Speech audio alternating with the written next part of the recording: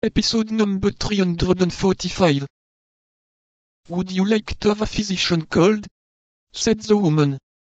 Felton listened to this dialogue without speaking a word. Milady reflected that the more people she had around the more she would have to work upon, and Lord de Winter would redouble his watch.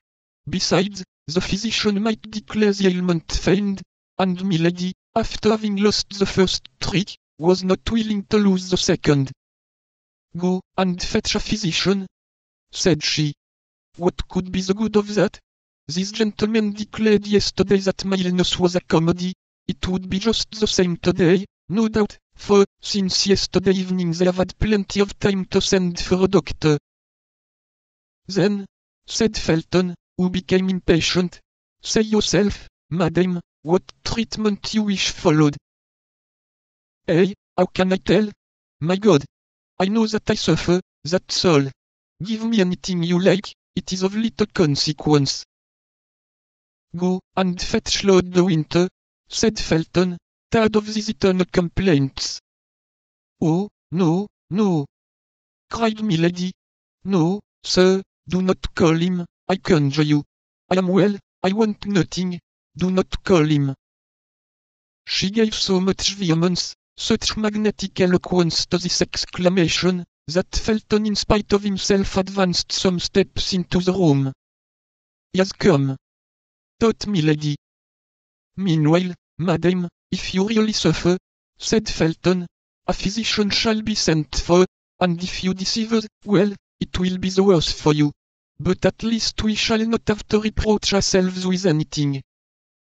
Milady made no reply, but turning a beautiful head round upon a pillow, she burst into tears, and uttered heart-breaking sobs.